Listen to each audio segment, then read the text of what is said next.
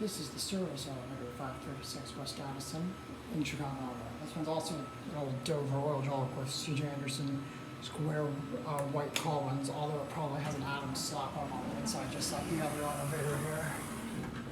Oh, this one's original, nice. Bye-bye, fan. It's a Barnard elevator. Up to 5. Here you go.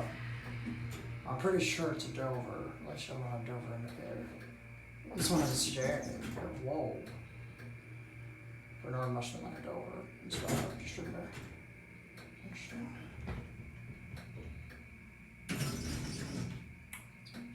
Making a very unpromising sound in passing. It's also making a buzzing noise. 5.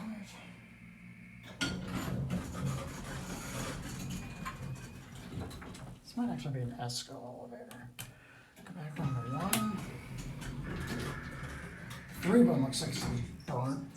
ADA phone, certificate, dry powered hydraulic. It's a basic 90s redone cab. Has a redone cab, but they did not replace the fixtures on this one, which is very nice.